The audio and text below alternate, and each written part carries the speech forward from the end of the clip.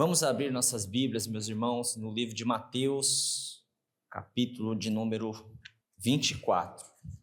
Nós vamos ler aí a partir do versículo de número 1 até o versículo de número 8. Glória a Deus. Diz assim a palavra do Senhor: Jesus saiu do templo e, enquanto caminhava, seus discípulos aproximaram-se dele para lhe mostrar as construções do templo. Vocês estão vendo tudo isto? Perguntou ele. Eu lhes garanto que não ficará aqui pedra sobre pedra.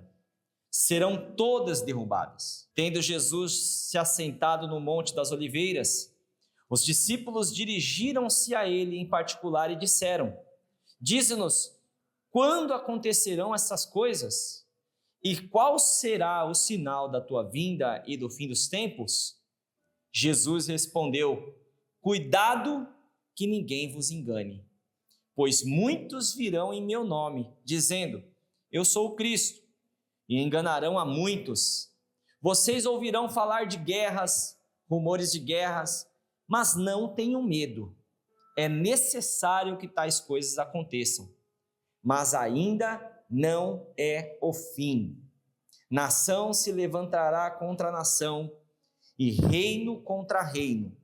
Haverá fomes e terremotos em vários lugares. Tudo isso será o início das dores. Diga comigo, o início das dores. Pai, nós queremos te dar graças, Senhor. Graças pela rica oportunidade que nós temos de estarmos aqui nessa noite juntos, reunidos como igreja, nesse primeiro dia da semana, onde nós cultuamos ao Senhor em comunidade, em família, colocamos as nossas vidas, Senhor, diante do teu altar, elevamos a Deus o teu santo nome em adoração, em louvor, e também, Senhor, ouvimos uma palavra que vem do Senhor. E esse é o meu pedido nessa noite, Pai, que o teu Espírito Santo fique à vontade entre nós, que o teu Espírito Santo seja bem-vindo neste lugar, a falar conosco, não aquilo que nós queremos ouvir, Senhor, mas aquilo que nós precisamos ouvir nessa noite. Nós oramos no nome de Jesus e te agradecemos, desde agora, Pai, e para sempre. Amém. Amém, meus queridos. Meus irmãos, como eu disse, muito propício o que o Rafa iluminado pelo Espírito Santo falou aqui a respeito de casa. Aquele que constrói, um texto, uma parábola de Jesus falando acerca da importância da palavra, e ele disse: aquele que constrói a sua casa sobre a areia, vem as tempestades, os rios, e essa casa ela é derribada, ela vem a ruína. Mas aquele que constrói a sua casa sobre a rocha, essa casa ela é firmada, e venha o que vier, essa casa permanece intacta, permanece firme. Quem já viu casa construída na rocha aqui? Alguém já viu? Eu tenho um amigo que ele tinha uma casa, ele fala tinha porque ele vendeu algum tempo atrás, vendeu por 1 milhão ou um pouco mais de reais essa casa, e nós fizemos inclusive um retiro nessa casa, nós fizemos um encontro nessa casa, que ela fica no pé da montanha aqui, na Jureia. E essa casa é interessante, ela é construída em cima de rochas. Ele tem uma espécie de um porão nessa casa, e dentro desse porão há ali várias rochas expostas. Então, a alvenaria ela foi construída em cima da rocha. Irmãos, é incrível, né? Apesar de ser muito bonito, né? Muito exótico, a engenharia que foi feita ali para a construção daquela casa era uma coisa incrível, né? Para quem gosta disso, admira muito. E é uma casa que você vê com grande fortaleza. Aqui em Peruíbe nós temos um grande problema com o solo aqui, que é um solo muito arenoso, né? Não só em Peruíbe, eu acho que a Baixada toda. E quando a pessoa chega aqui, vem de fora às vezes, e ela constrói, né, sem conhecer o terreno, e sai construindo como se tivesse construído em São Paulo, muitas vezes acaba tendo grandes perdas. Eu particularmente já vi casas aqui afundarem, literalmente casas afundarem, né? E Jesus, ele usa essa ilustração, ele usa esse termo, que aquele que ouve a palavra, mas não pratica, ele é semelhante a uma casa que afunda, uma casa que vem à ruína. Aqui no capítulo 24 de Mateus, é falado de uma outra casa, a casa de Deus. Essa aqui não era uma casa qualquer, essa aqui era uma das 7 maravilhas do mundo na época e a grande maravilha dos judeus, a grande obra dos israelitas, dos hebreus. Era neste lugar que Deus derramava a sua glória, era neste lugar que Deus habitava, fazia-se presente, visitava o seu povo de forma presencial e de forma visível, em muitos casos de forma audível. Deus vinha neste lugar, Deus se manifestava neste lugar, Deus, ele escolheu este lugar. Inclusive, quando Salomão constrói o templo, né, o primeiro templo foi construído pelo rei Salomão, filho de Davi, ele diz exatamente isso: nesta casa o meu nome será glorificado para sempre. Aí, ao longo da história, vocês bem conhecem a história, nós vemos que essa casa ela foi invadida em algumas vezes. Ela foi invadida pela Babilônia, por exemplo. E quando ela foi invadida, ela foi destruída. Ela veio à ruína, ela foi saqueada.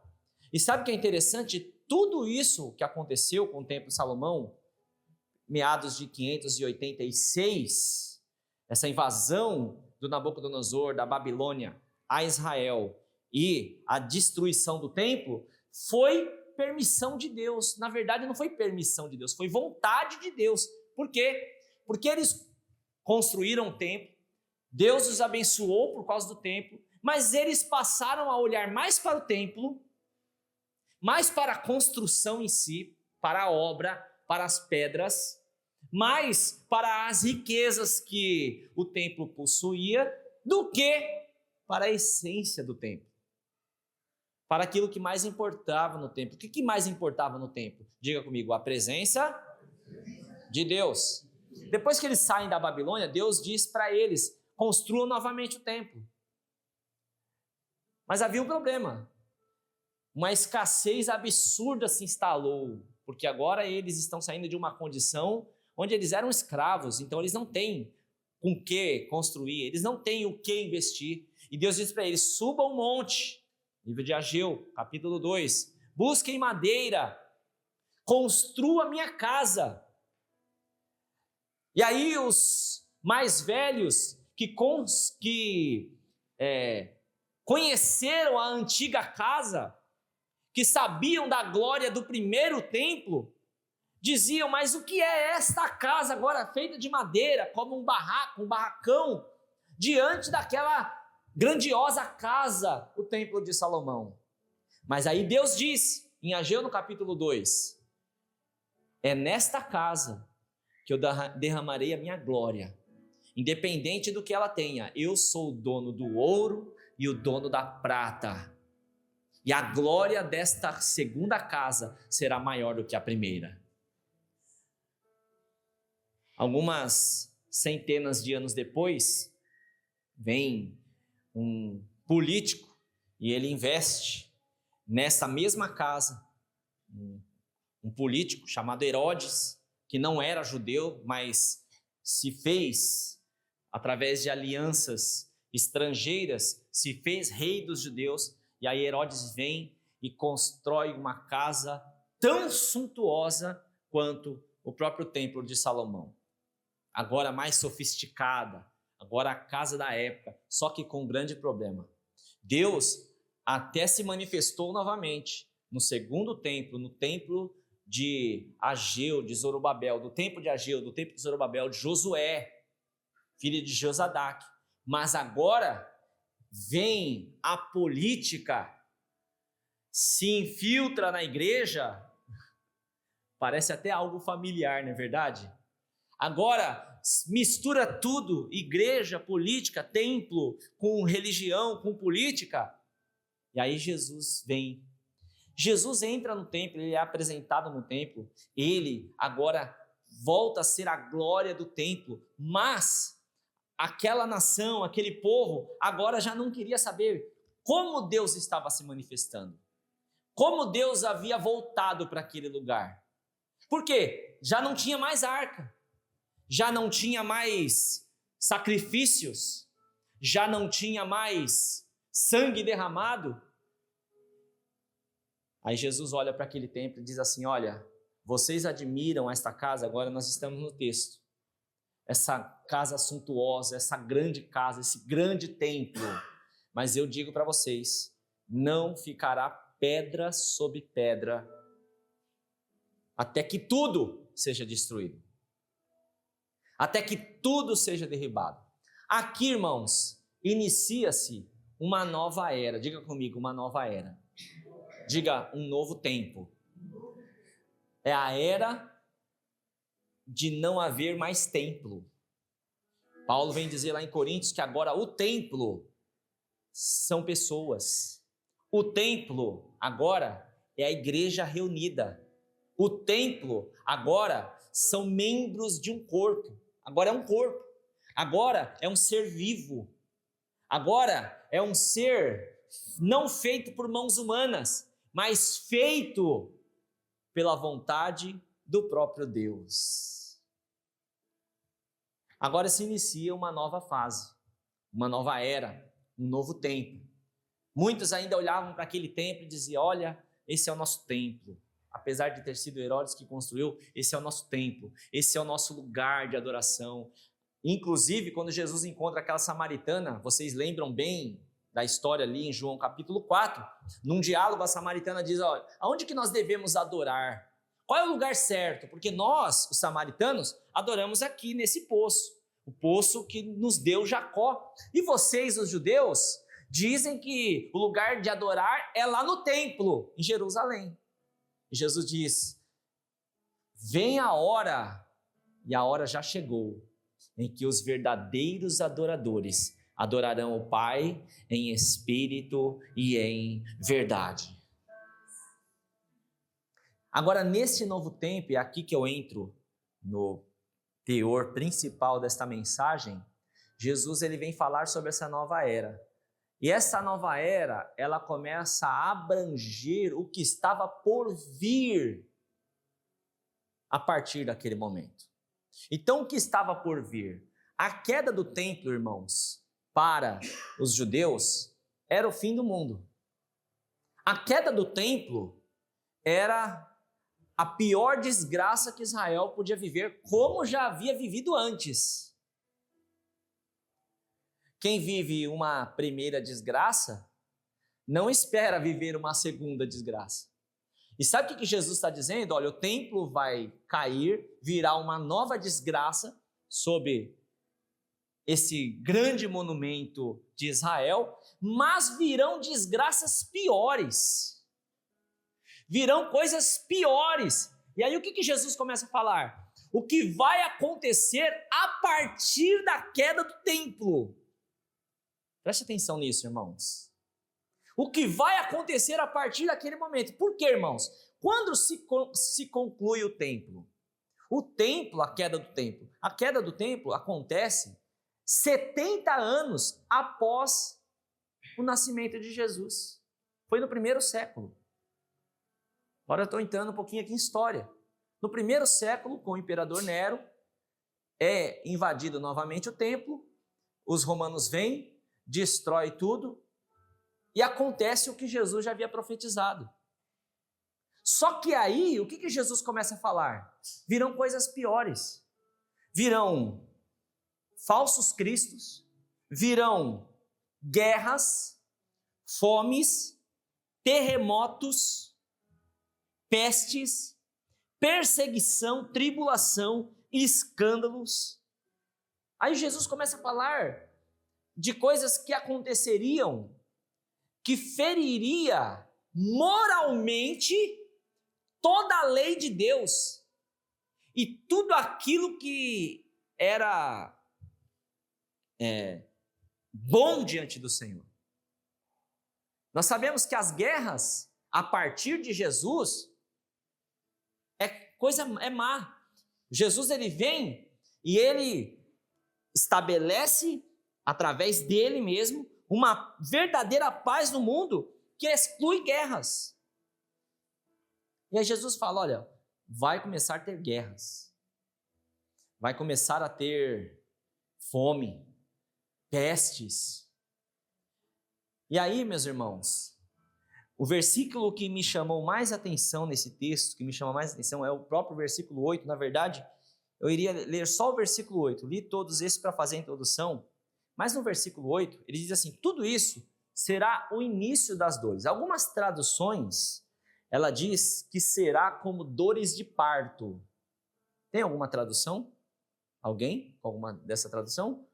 Algumas traduções, elas dizem que será como dores de parto. Esse tempo será como dores de parto. E aí, quando a gente olha para as profecias do fim dos tempos, a gente vê o próprio Jesus aqui, não foi nem, não é uma interpretação teológica sobre o fim dos tempos. É o próprio Jesus falando sobre o fim dos tempos. Jesus, ele fala sobre os eventos que aconteceriam no fim dos tempos, e aí ele cita esse versículo, em algumas traduções, início das dores ou como dores de parto. Irmãos, e isso nos chama a atenção para algumas desgraças que nós estamos vivendo agora. Sempre existiu guerras, amém? Sempre existiu falsos cristos, amém? Lá no tempo da história da igreja primitiva, já tinha alguns que se diziam cristos. No tempo de Paulo, já tinha alguns que se diziam cristos. Falsos profetas sempre existiram. Guerras sempre existiram, amém? Terremotos sempre existiram, amém? Mas o que significa dores de parto? Quando Jesus diz, olha, será como dores de parto, não é o fim ainda, não é o ponto final, mas será como dores de parto. Falei dores de parto aqui, algumas irmãs já, eu sei bem o que é isso. Minha esposa sabe bem o que é isso, né? Não ali do momento do nascimento, né? Porque ela precisou fazer as cesáreas duas. Mas as dores de parto aqui são as contrações. As dores de parto aqui é aquele momento que a mulher está para ganhar e o abençoado do filhote que está lá não sai. É aquele momento que vem aquela contração terrível, absurda, e a mulher força, e ela força e nada. Aí passa aquele momento ali por alguns minutos, algum alívio. É assim, Sara? É desse jeito? E depois vem uma dor mais forte ainda. E essa dor vem em seguida. E o pior, que vai ficando uma mais próxima à outra. Vai ficando cada vez mais dolorido e vai uma seguindo mais, uma vai ficando muito mais próxima da próxima, da outra. Eu me lembro da Sara, né, Sara? Sara para ter a Rebeca. Ficou o quê? A noite inteira? Virou o dia tendo contração. E os médicos lá empurrando e nada da Rebeca sair. E é o que Jesus está falando. O início das dores será como dores de parto. Vai ser um momento em que os eventos eles vão começar a acontecer com mais frequência. Os eventos vão acontecer num espaço de tempo mais curto. Irmãos, agora vamos olhar um pouco lá para o mundo. Agora vamos voltar um pouco nossos pensamentos lá para fora, para as notícias. O que nós temos visto? Quando foi que você viu, ou você lembra de quando você viu um terremoto como esse que aconteceu na Venezuela? Eu particularmente não lembro dessa proporção, não. Alguns dias depois, Colômbia. Um terremoto terrível na Colômbia. Para quem não está aí antenado, para quem não sabe, ontem aconteceu na Espanha. Quem sabia disso? Podem pesquisar, aconteceu na Espanha ontem. E abalou várias estruturas. E algumas caíram na Espanha. E essa semana aconteceu uma na Indonésia, e hoje aconteceu outra. E ainda estão apreensivos com possibilidade de tsunami. Um terremoto atrás do outro. Guerras. Em menos de 100 anos.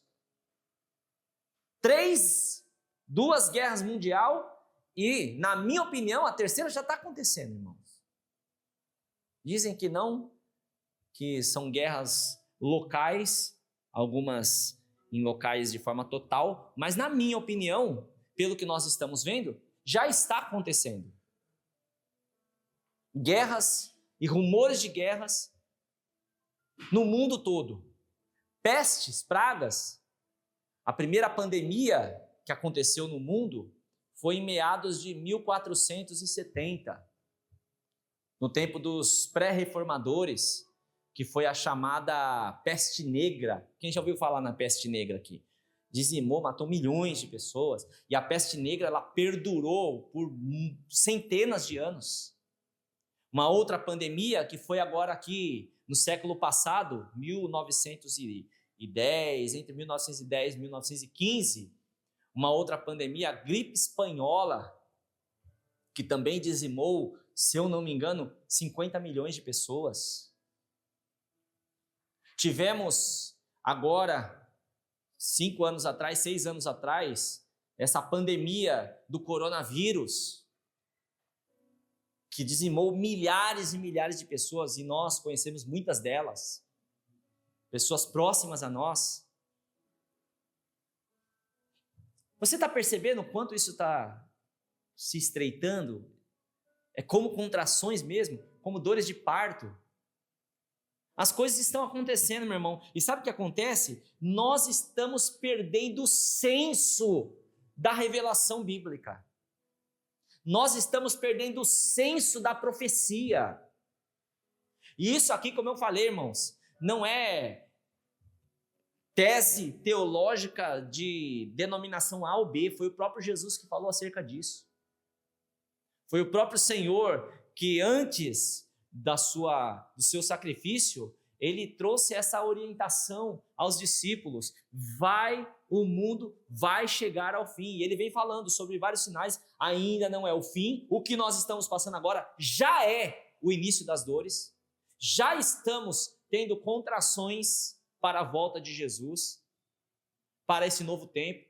E quando será o fim, de fato? O próprio Senhor fala nesse texto, alguns versículos posteriores. Virão falsos cristos, falsos profetas, o amor de muitos se esfriará. E aí ele diz assim: o evangelho será pregado em todo o mundo, e aí virá o fim. E quando é o fim? Logo quando Jesus fala virá o fim, depois vocês leem o capítulo 24, para vocês confirmarem isso. Quando Jesus diz, e aí virá o fim, ele fala, e aparecerá o filho da desolação, segundo profetizou o profeta Daniel. Quem é? O anticristo.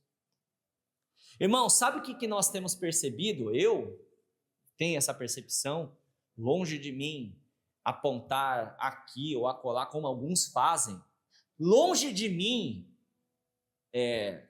tentar decifrar os tempos para a volta do Senhor, longe de mim como alguns fazem. Alguns fizeram e tiveram grandes problemas, porque o próprio Jesus disse, os discípulos perguntam para ele, Senhor, mas quando sucederão essas coisas? Presta atenção, no início do texto nós lemos, Jesus diz assim, olha, nem o Pai, ou melhor, nem o Filho sabe o dia nem a hora, somente o Pai que está nos céus. Então vigiem, fiquem atentos, para que vocês não sejam pegos desapercebidos, que ninguém sabe o dia e a hora.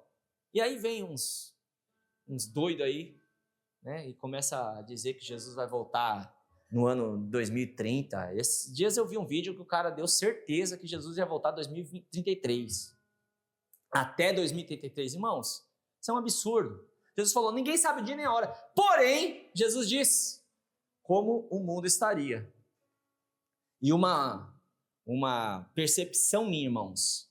Na minha opinião, eu acredito que se o anticristo ainda não nasceu, se o anticristo ainda não apareceu em algum lugar, ele está para nascer.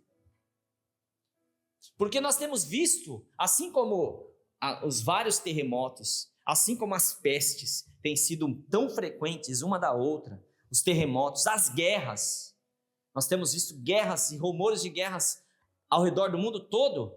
Assim como nós temos visto tudo isso, nós temos visto que o espírito do anticristo, o caráter do anticristo, a personalidade do anticristo, meu irmão, está muito forte, principalmente nas lideranças políticas do mundo.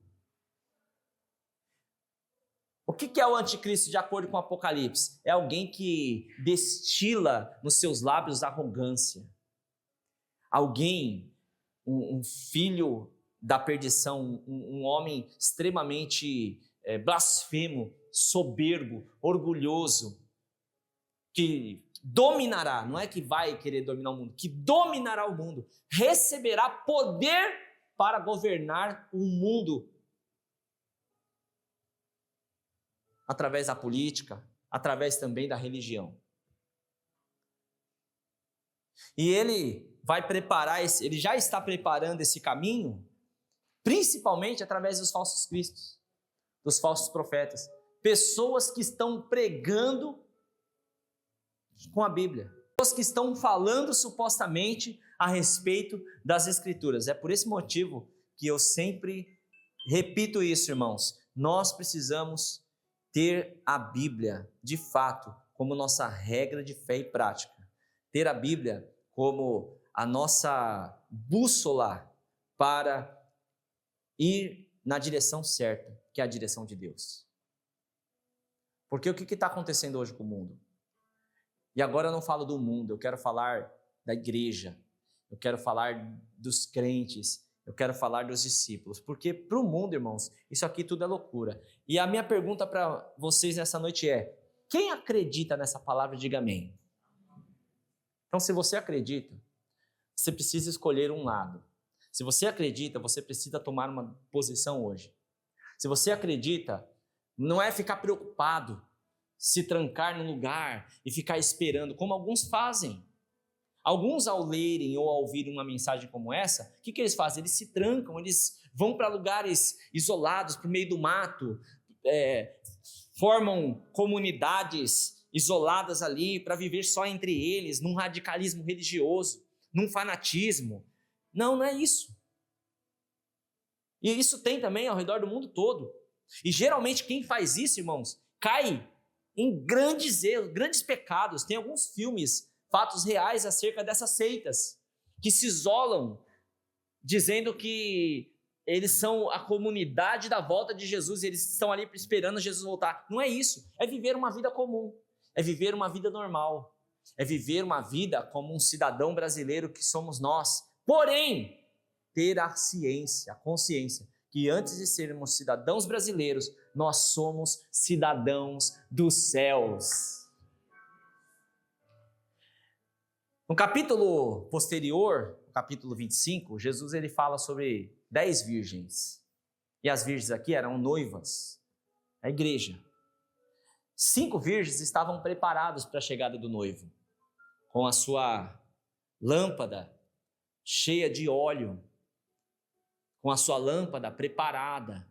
E 5 delas, que eram loucas, que eram nécias, estavam vazias, estavam despreparadas. O noivo veio quando elas menos esperavam, e o que aconteceu? Aqui estavam preparadas,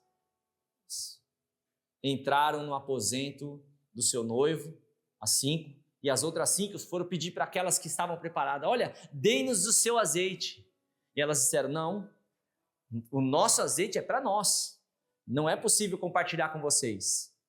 E aí o que acontece? O noivo diz para aquelas que estavam despreparadas: vocês eu não conheço, apartam-se de mim, porque vocês eu não conheço. O alerta de Jesus aqui, meus irmãos, não é para o mundo não acredita nisso, o mundo rejeita isso, O mundo faz novela, faz filme zombando disso. E sabe qual que é a vontade do diabo? Não é nem que a gente deixe de acreditar nisso. É que a gente trate isso com indiferença. Porque quando Jesus falou da destruição do templo, muitos trataram com indiferença. E por causa disso, Jesus arrumou um problema maior. Porque quem era Jesus na concepção dos seus compatriotas para falar em destruir aquele templo? Tanto que quando Jesus estava sendo crucificado, muitos ali ao redor falaram: olha, não é esse aí que vai destruir o templo?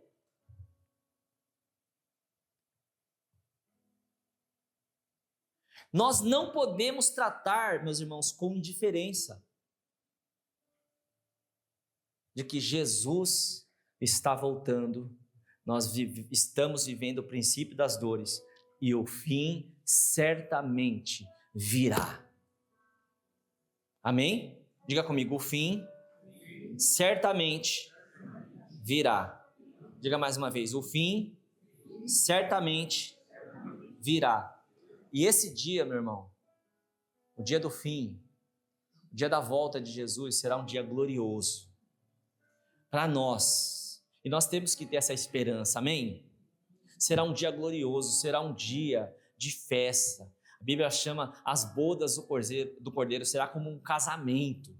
Aquele que estiver preparado, aquele que estiver atento, aquele que estiver apercebido, esperando pacientemente pela volta do Senhor, aquele que estiver esperando desejosamente pela volta do Senhor, meu irmão, este vai receber uma palavra da boca do Senhor dizendo: entre, minha noiva, seja bem-vinda aos meus aposentos. Amém, queridos? Será um dia de festa, será um dia de glória, mas para o mundo será um dia de terror, será um dia terrível, será um dia de dor.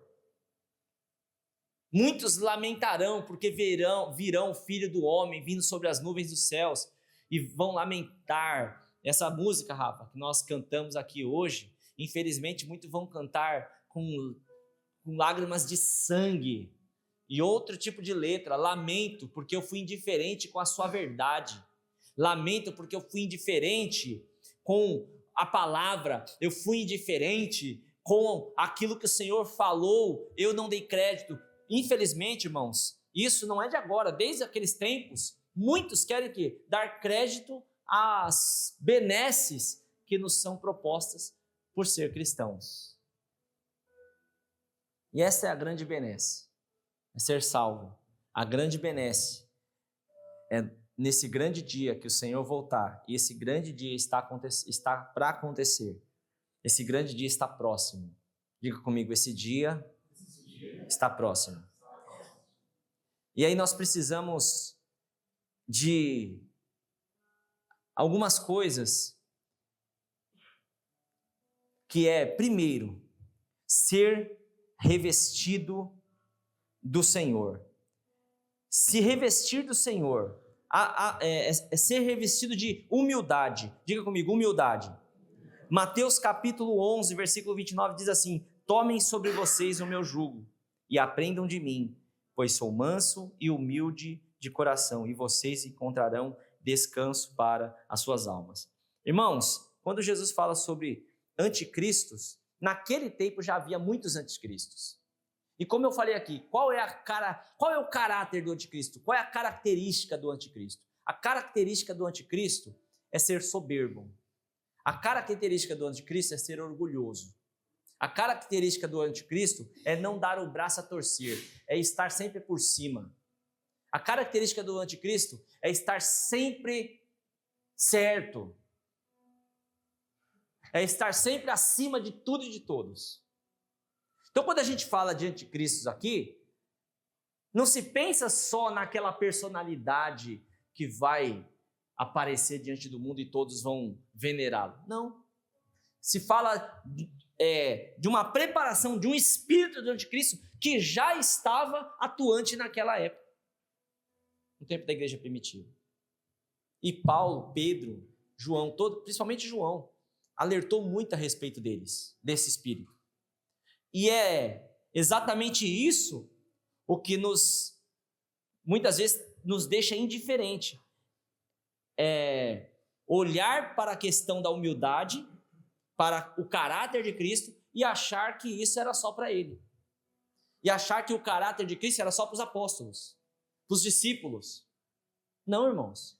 O caráter de Cristo é para nós, é para a igreja. E hoje falar de humildade para a igreja, falar em ser manso, em ser humilde, assim como Jesus era manso, entra por aqui e sai por aqui. Tem gente que fala, eu sou desse jeito e não mudo. Eu sou desse jeito e ponto final. Se não for do meu jeito, se não for da forma que eu faço, da forma que eu sei, da forma que eu quero, nada feito. Irmãos, esse é o espírito do anticristo. Como eu posso estar preparado? Todos os dias, meus irmãos, o meu coração precisa estar rendido para fazer a vontade de Deus. Amém? Olha o que Tiago, capítulo 4, versículo 6 diz: mas ele nos concede graça maior. Por isso diz as Escrituras: Deus se opõe aos orgulhosos, mas concede graça aos humildes. Quantos querem ser levados como igreja para as bodas do Cordeiro e a habitação eterna com o Senhor? Primeiro ponto. A humildade tem que ser a sua veste. A humildade tem que ser o seu caráter. Tem que fazer parte do seu caráter. Deus, irmãos, resiste o soberbo. Eu costumo falar, eu vejo isso, inclusive, em muitos casos, parece que algumas pessoas não sofrem. Parece que algumas pessoas não têm problemas. Parece que algumas pessoas são felizes independente de Deus. Pessoas que são soberbas, prepotentes, orgulhosas. A gente olha para essas pessoas e fala assim, mas como que pode? Muitas vezes eu estou sofrendo, tendo situações bem complexas na minha vida e agindo com humildade. Irmãos, nós acabamos de ler e a palavra é clara. Para aqueles que são de Deus, para aqueles que são humildes, Deus concede graça. O que é graça? É favor imerecido. É favor exclusivo de Deus. Paulo estava com as suas fraquezas lá, com as suas dificuldades, 2 Coríntios capítulo 12, e ele orava ao Senhor para tirar aqueles problemas, aquelas dificuldades, e o Senhor não tirava aquela dificuldade, e ele diz, e Deus diz para Paulo, a minha graça te basta. Às vezes você olha uma pessoa que é completamente ímpia, distante de Deus, e você faz essa comparação entre você e ela, preste atenção. O abandono de Deus, a falta de intervenção de Deus na vida do ímpio é tão punição, é tão castigo, quanto as leves e momentâneas tribulações que nós sofremos. Quando Deus permite um sofrimento, uma aflição, uma tribulação, irmãos, não é para nos destruir, ou é para nos fazer aprender alguma coisa, como eu falei esses dias, ou é para nos corrigir, para nos alinhar ao coração dele, ou para nos fortalecer ainda mais, para nos fazer crescer ainda mais, porque o reino de Deus é como fermento, cresce sob pressão. Agora, quando nós devemos nos preocupar? Quando está tudo errado, nós estamos fazendo tudo errado, agindo com soberba, orgulho, prepotência, e está dando tudo certo. Sabe o que pode significar isso, irmãos? Sabe o que pode significar a não repreensão de Deus? Sabe o que pode significar o não castigo da parte de Deus? Sabe o que pode significar quando Deus não se importa com a gente, com o que a gente está passando, de bom ou de ruim? Sabe o que pode significar isso? Pode significar que Deus já nos resistiu há muito tempo. Por isso que nós temos que orar: Senhor, molda-me, forja-me, Senhor. E a gente tem que olhar para essa palavra, irmãos. O dia que Jesus voltar, muitos vão achar que estão no caminho. E Jesus vai falar assim: olha, eu não te conheço. Muitos que batiam no peito e falavam assim: olha, eu sou abençoado porque eu tenho muito dinheiro. Jesus vai falar: não te conheço. Dinheiro não é problema, irmãos. Dinheiro não é mal. Mas a avareza, o avarento é o problema. E muitos vão dizer: olha, mas eu fiz grandes obras, eu fiz grandes coisas, grandes caridades. E Jesus vai dizer: aparta-te de mim, porque eu não te conheço. Por quê, irmãos? Porque achava no seu ego, no seu interior, pelas suas obras, pelo seu poder aquisitivo, por aquilo que sabia que tinha autonomia em fazer, independente de Deus. Os humildes são aqueles que também sabem, são aqueles que também podem, são aqueles que também fazem, mas são aqueles que estão constantemente rendidos aos pés do Senhor, pedindo perdão pelos seus pecados, pedindo perdão para Deus, porque é pecador, porque é errante, porque é falho, e pedindo perdão para o próximo, pedindo perdão uns para os outros. Isso é ser humilde, é se humilhar diante de Deus e se humilhar diante das pessoas. É reconhecer que é fraco diante de Deus, mas também é fraco diante dos homens. Diga comigo: eu preciso ser revestido de Jesus para estar preparado. Quantos querem estar preparados, irmãos? Revista-se do Senhor. Olha para a vida dele. Olha para a história, olha para a Bíblia, olha para a palavra. E o próprio Jesus diz: eu sou manso, eu sou humilde. Mateus 5,5, bem-aventurados são os humildes, pois eles receberão a terra por herança.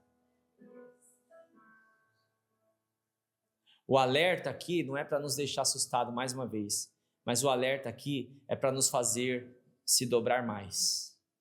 O alerta aqui não é para nos deixar temerosos, depressivos, com pânico, de maneira nenhuma. O alerta aqui é para nos deixar alegre. Por quê? Porque nós estamos rendidos aos pés do Salvador. Porque nós estamos rendidos aos pés do Senhor. Amém? Renda-se aos pés do Senhor. Deixa o Senhor quebrar o teu coração. A volta de Jesus para nós, irmãos, é uma palavra, nós caminhamos sobre uma palavra que nos faz ser cada dia melhor, nos faz ser cada dia mais dependente de Deus. O discurso do diabo é o mesmo, desde o princípio. Só muda a roupagem, só muda a forma, mas é o mesmo. É o mesmo discurso. É a mesma estratégia sempre. É sempre você pode. É sempre olhe para você mesmo. Você é, você tem, você faz. O discurso do diabo sempre é esse. Irmãos, esses dias eu vi um bate-papo lá, um debate entre o pastor e a feiticeira. Mulher que fala de servir o próprio Lúcifer, o próprio diabo, o próprio Satanás. E aquele debatezinho, sabe? O pastor querendo provar algo para ela, querendo debater, falando que ela está errada, e ela, de uma forma, inclusive, muito mansa, muito sóbria, querendo defender o que ela acredita.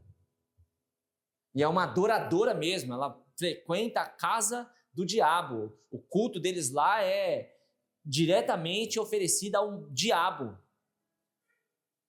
E aí eu vejo essas coisas, irmãos, e quando eu olho para as Escrituras, sabe que, não que o diabo não se importe com isso, mas ele se importa muito mais que ninguém, que as pessoas nem acreditem que ele exista.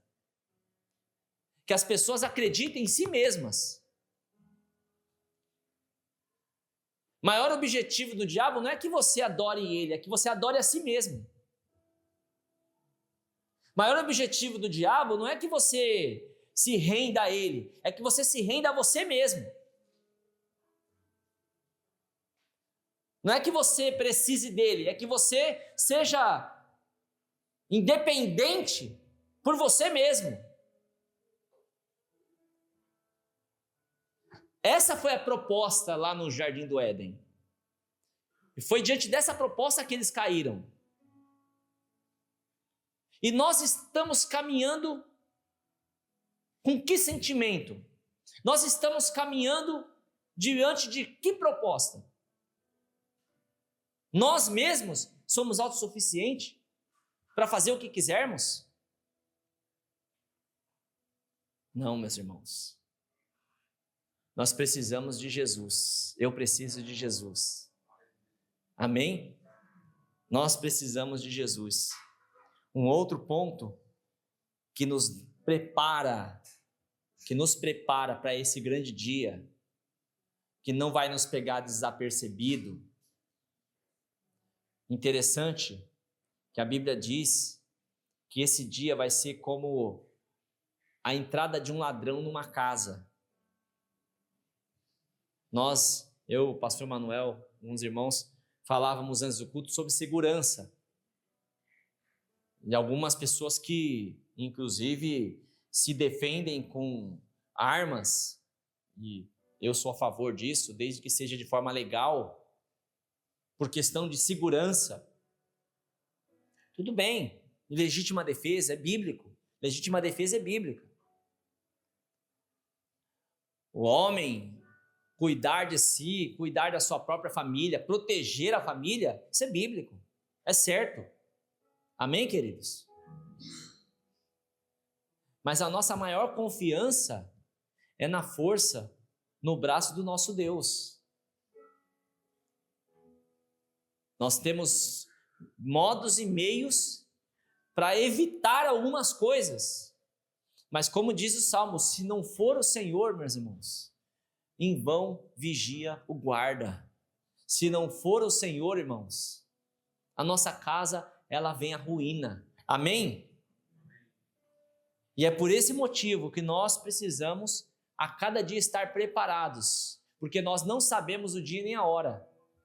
E aí o que acontece nas nossas casas, por exemplo? Eu falei aqui esses dias. Um dia eu abri a câmera de madrugada da frente da minha casa e no momento que eu abri a câmera, o cara ia dar um chute no meu portão. Parece que Deus me acordou para ver aquilo. E por incrível que pareça, ele desistiu, porque se ele desse um chute, ele ia estourar o portão. Esses portão de alumínio não vale nada. Um chute forte, ele abre. E aí o que eu fiz no outro dia? Fui lá, comprei um monte de trinco e cadeado. E furei o portão de alumínio e chapei de cadeado, irmãos. Hoje eu chego em casa, fecho o portão com a chave e tranco todos os cadeados. É uma forma de se proteger, amém? Por quê? Porque eu não sei. Eu não sei o que está por vir. Eu não sei, eu estou aqui agora e a minha casa está lá. Eu creio que o Senhor guarda, amém? Mas existem homens maus e Deus pode permitir acontecer alguma coisa. E eu não sei a hora. E a volta de Jesus será assim. Ninguém sabe, irmãos, a hora, nem o dia. Mas Jesus disse como estaria. E é por esse motivo que nós devemos estar muito bem armados, muito bem preparados, apercebidos. E uma outra forma de estar preparado é viver com esperança. Diga comigo, viver com esperança no céu. Hoje está se falando sobre tudo, irmãos, nas igrejas, menos no céu, menos na Nova Jerusalém. Falar hoje em Nova Jerusalém, falar hoje em salvação eterna, virou um tabu para a igreja. Sabe por que não estão falando? Porque parece que está bom demais aqui. Está muito confortável. E esse tipo de mensagem, o reino dos céus, a esperança no céu, a esperança na Nova Jerusalém, a esperança da salvação, não traz seguidores. As pessoas, elas querem o aqui e o agora. Elas querem Deus, esperar em Deus por esta vida, por esta terra. E Paulo diz, aqueles que esperam em Deus somente nesta terra, são miseráveis. São miseráveis. Por quê? Porque a nossa fé, meus irmãos, ela veio do Criador, ela veio de Abraão, o pai da fé, Isaac, Jacó, o Deus que desde a antiguidade, desde Abraão, de Isaac, Jacó, trabalha por aqueles que nele esperam. Qual é a nossa esperança, irmãos? Nossa esperança que Deus criou o mundo, nós, seres humanos perfeitos, nós pecamos, nós caímos contra Deus. Deus enviou seu Filho amado, por ter amado tanto o mundo, para todos aqueles, nós, que nele cremos, não pereçamos. E nós temos falado, irmãos, temos falado aqui em alguns domingos, eu defendo, como eu falei aqui, defendo a segurança, defendo o cuidado, o zelo pela saúde, fazendo uma boa alimentação, fazendo exercícios físicos, amém? Para ter uma vida saudável, para ter uma vida energética, uma saúde metabólica excelente, defende isso tudo. Porém, os nossos dias aqui, eles estão contados. Se chegarmos a 70, 80, 90 pela robustez, pelo cuidado que nós tivemos com o nosso corpo, maravilha! Mas a nossa grande esperança está em que depois que esse corpo se desfizer, nós viveremos uma vida eterna com o Todo-Poderoso Criador dos céus e da terra. Sabe por que eu estou falando isso?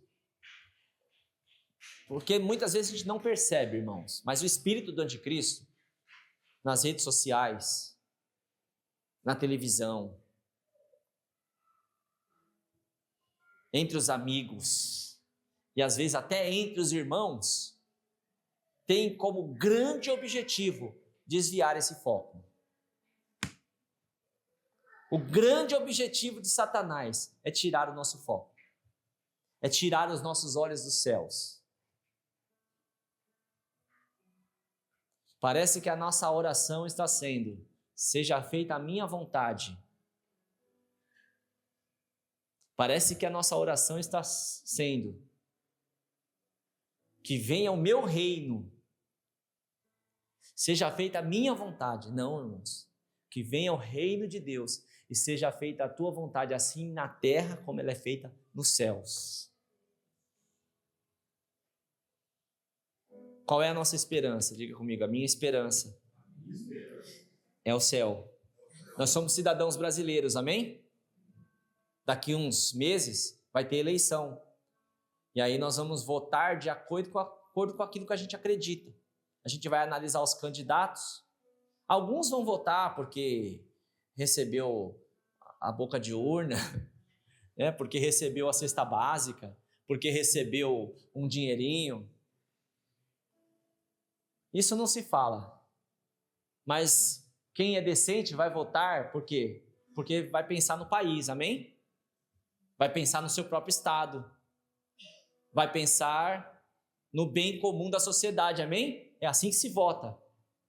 Aqui você não vai ouvir falar de candidato A ou B, mas aqui você vai ouvir de que você precisa ter consciência em votar em candidatos que apoiam a família, candidatos que apoiam os princípios básicos do cristianismo? Obviamente.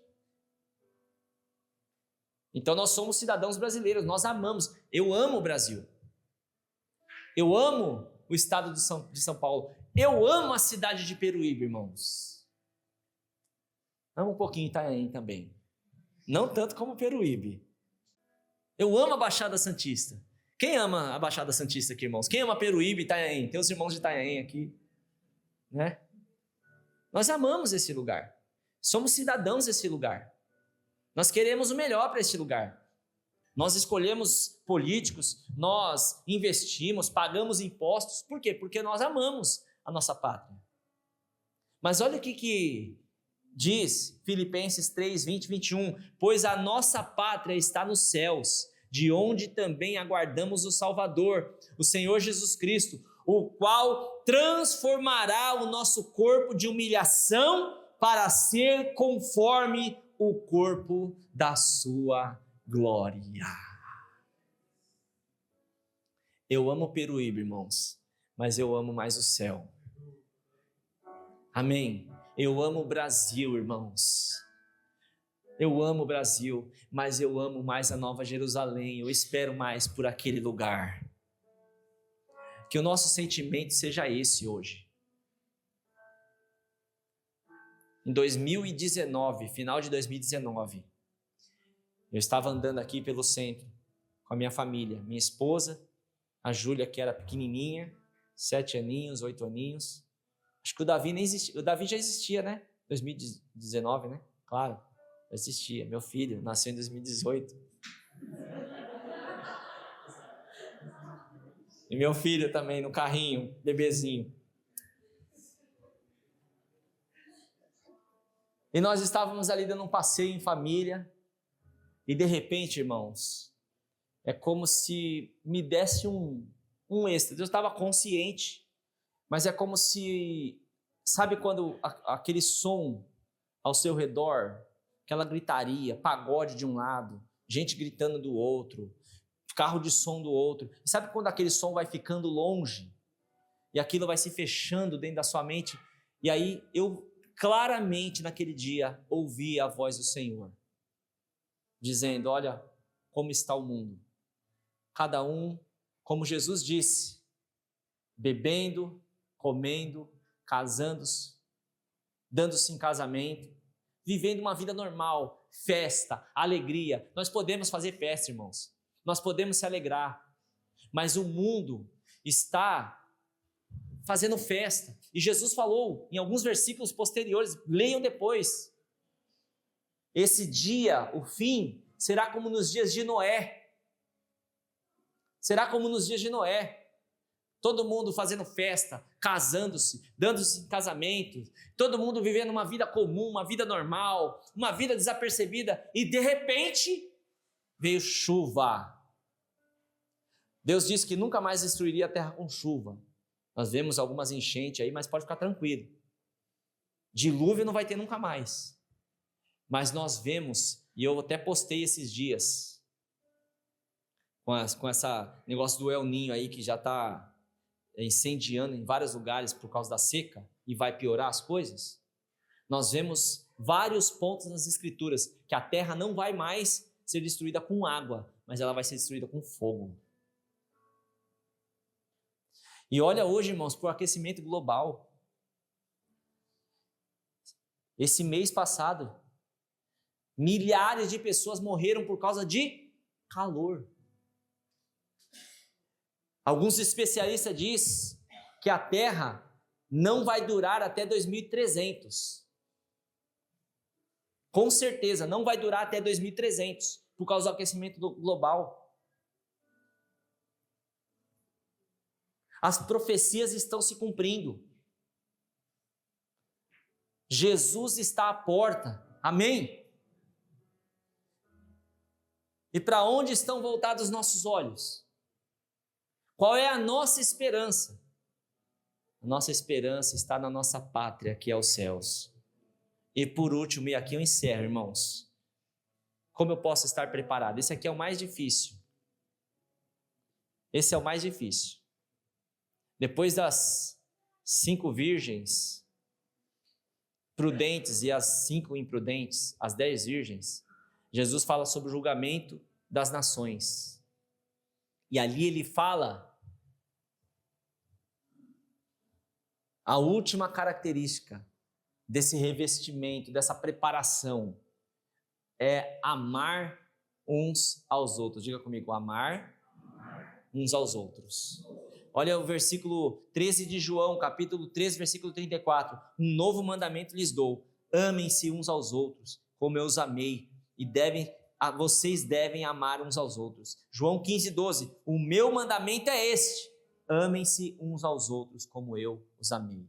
No final do capítulo 25, Jesus fala sobre o julgamento. Ele dá algumas características de quem está preparado.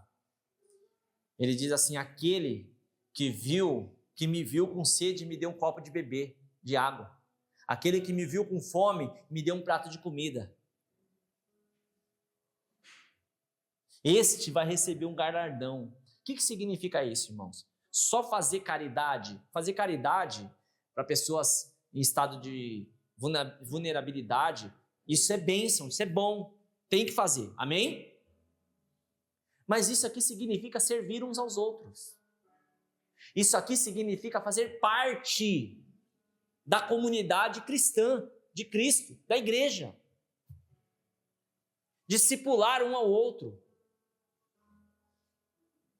Aconselhar um ao outro, orar um pelo outro, servir um ao outro, repartir um com o outro, suportar, aqui entra a parte mais difícil, um ao outro. Eu não suporto ninguém, não suporto nem a mim mesmo.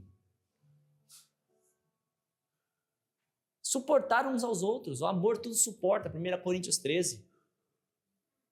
O amor não trata com leviandade, com ciúmes. O amor não trata com inveja. Amar é eu desejar que o meu próximo, meu irmão e até o meu inimigo seja alcançado por Deus, seja abençoado por Deus. Amém, queridos? Se o Senhor voltar e nos encontrar como o mundo está fazendo, guerreando um com o outro, odiando um ao outro, meu irmão, nesse céu nós não vamos poder entrar. Porque lá no céu não vai ter briga, no céu não vai ter discórdia, no céu não vai ter pecado, amém? O céu vai ser um lugar de festa, de alegria pura e eterna. Então, como eu devo estar me preparando? Para resumir, como eu devo me preparar? Todos os dias, me humilhando, sendo humilde, diante de Deus e diante de vocês, e diante das pessoas. Como eu devo estar me preparando, tendo a minha esperança viva, para algo que ainda está por vir. Jesus já veio, amém? Já morreu na cruz. Nós usamos aqui a cruz como enfeite, porque é bonita, por causa das luzinhas, e é o símbolo da nossa salvação. Mas Jesus não está mais na cruz. Jesus está sobre um trono nos céus, só esperando o momento certo, irmãos. E quando Jesus falou assim, o filho não sabe a hora, era o filho na condição humana, porque agora Jesus, nas alturas, no trono, na glória de Deus, ele sabe exatamente a hora que ele vai voltar. E esse momento está chegando para a glória de Deus. Feche os seus olhos. Aleluias. Aquele dia, aquela hora ninguém sabe, meu irmão. Nem os anjos do céu, nem o Filho sabia, pelo menos naquela época, senão o Pai. E como foi nos dias de Noé, assim será a vinda do Filho do Homem. Isso pode acontecer, irmãos. Amém? Ninguém sabe o dia nem a hora. Então nós temos que andar com a sensação, e foi o que aconteceu comigo lá em 2019, eu preguei uma série de mensagens, e quando eu terminei a série de mensagens entrou a pandemia.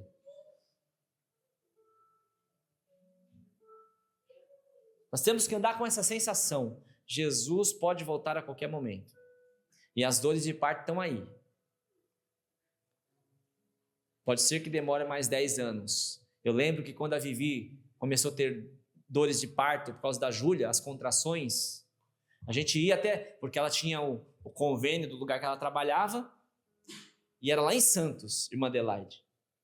E aí ela começava a sentir, ai, me leva no médico. Saía daqui, ia lá para Santos.